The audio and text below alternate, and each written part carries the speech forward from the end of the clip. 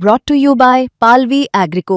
आता शेतीसाठी जे काही लागणार ते घरपोच मिळणार, तेही मोबाईलच्या एका क्लिकवर।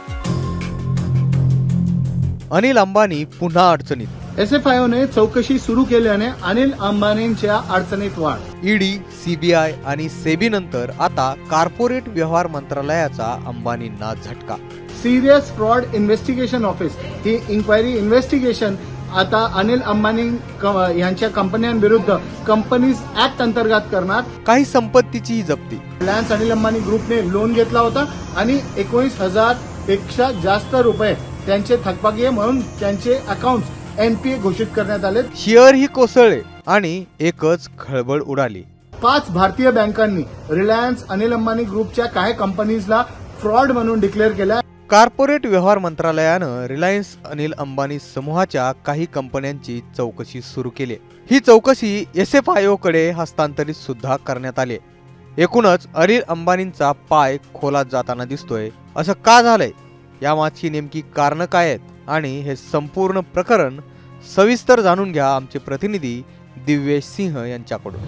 SFIOने चौकशी सुरू केल्याने अनिल अंबानींच्या अडचणीत वाढ। सीबीआय, ईडी आणि सेबी नंतर आता व्यवहार मंत्रालय कॉर्पोरेट व्यवहार मंत्रालयाने अनिल अंबानी समूहाच्या कंपन्यांविरुद्ध चौकशी सुरू केली आहे। ही चौकशी SFIO serious fraud investigation office यांना हस्तांतरित केली आहे। सिरियस फ्रॉड इन्व्हेस्टिगेशन ऑफिस ही इन्क्वायरी इन्व्हेस्टिगेशन आता अनिल अंबानी यांच्या कंपन्यांविरुद्ध कंपनीज ऍक्ट अंतर्गत करणार।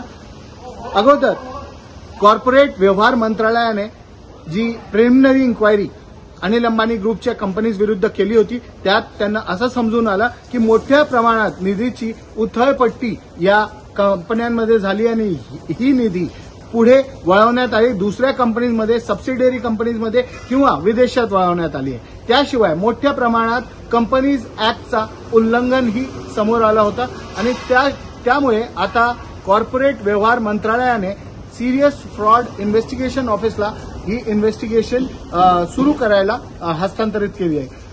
सिरियस फ्रॉड इन्व्हेस्टिगेशन ऑफिस जी इन्व्हेस्टिगेशन करणार आहे ती इन्व्हेस्टिगेशन अनिल अंबानी ग्रुपच्या समूह companies Reliance infrastructure, Reliance communication, Reliance home finance, Reliance commercial finance, CLE private limited या कंपन्यांविरुद्ध इन्व्हेस्टिगेशन होणार आहे।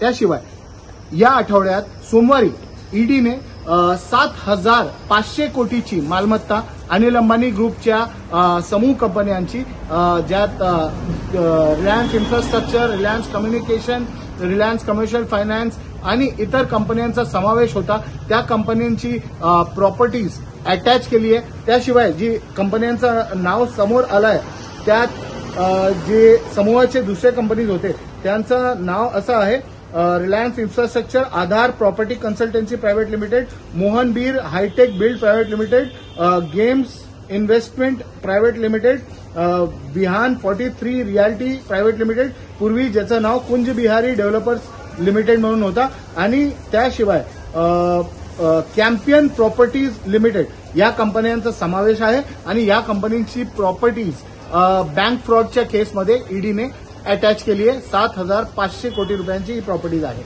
ईडीने जो जारी केलेला निवेदन आहे त्यामध्ये असं समजून आलंय की आरकॉम रिलायन्स कम्युनिकेशन जी कंपनी होती त्याने 2010 ते 2012 अंतर्गत मोठ्या प्रमाणात लोन्स घेतले होते।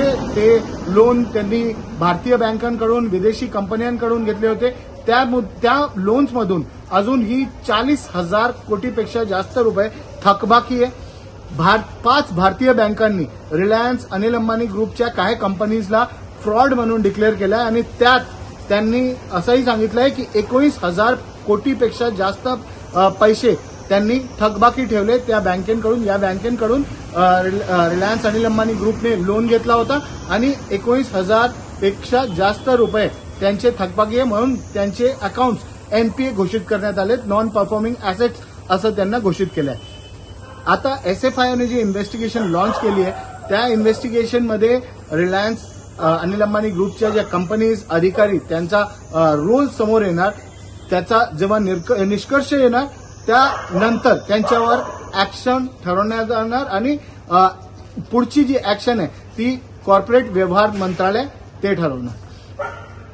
एक सीएफओ लेवल ऑफिसर त्यांना जे रिलायन्स अंबानी ग्रुपच्या एका कंपनीचे सीएफओ होते त्यांना अटकही करण्यात आली होती आणि त्यांची नंतर रिमांड झाली होती. त्याशिवाय अनिल अंबानी आणि दुसरे वरिष्ठ अधिकारी जे होते त्यांची स्टेटमेंट्स अगोदर सीबीआय आणि ईडी ऑफिसेसमध्ये झाली आहे. ऑगस्टच्या महिन्यामध्ये अनिल अंबानी यांच्या ऑफिसेसमध्ये दुसरे वरिष्ठ जे अधिकारी आहेत त्यांच्या ऑफिसेसमध्ये सीबीआय ईडी यांनी धाडही टाकली होती, रेडही केली होती. कॅमेरा पर्सन नितीन बर्ने सोबत दिव्येश सिंग, मुंबई तक.